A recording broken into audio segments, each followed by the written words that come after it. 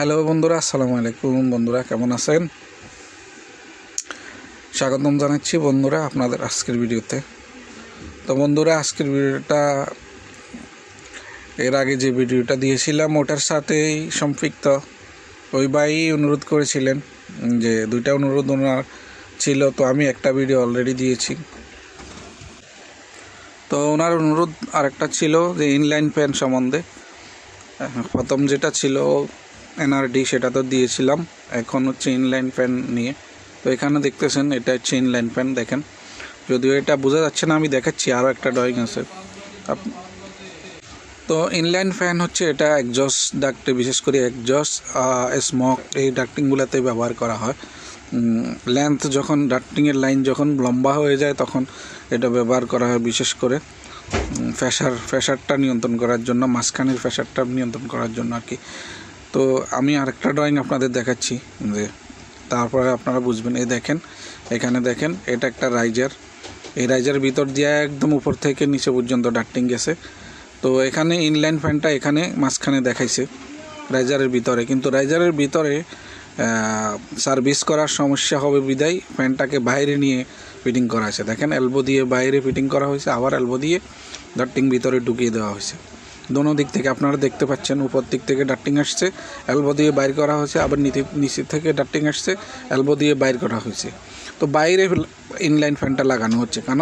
যেন সার্ভিস করা যায়, মেনটেন্যান্স করা যায়। এই জন্য রাইজার তো বন্ধ হয়ে যাবে, পরে মেনটেন্যান্স করতে সমস্যা হবে।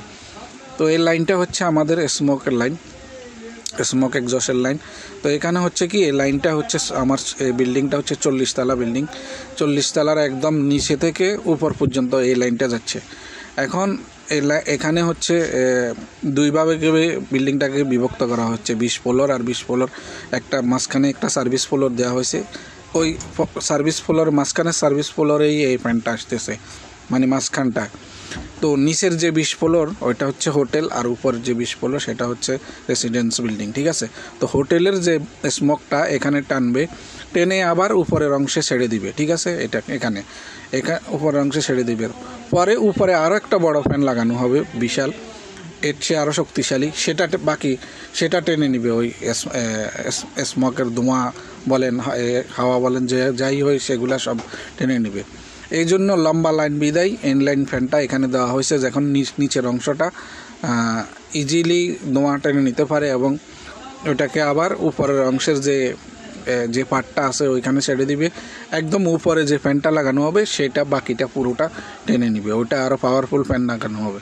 তো এই ইনলাইন ফ্যানটা এই জন্য ব্যবহার করা হয়, যদি আপনার হচ্ছে যদি বড় বিল্ডিং হয়, আপনার বিশাল এরিয়া হয়, যে আপনার বিশেষ করে স্মোকটা ব্যবহার এই জন্যই করে। স্মোক তো আপনার ইয়ের সাথে, হাওয়ার সাথে ধোঁয়াটাও টানতে হবে।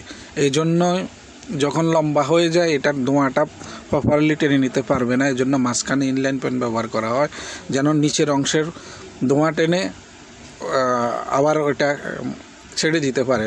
তার মানে সহযোগী হিসাবে লাগানো হয়, ইনলাইন ফ্যানটা সহযোগী হিসাবে লাগানো হয় মাঝখানে, যেন নিচের অংশের ধোঁয়াটা ভালোভাবে টেনে নিয়ে আবার ছেড়ে দিতে পারে, আবার উপরের অংশটা ওটা বাকিটা টেনে নিয়ে ফেলে দিতে পারে। তো এটাই হচ্ছে ইনলাইন ফ্যান, ঠিক আছে।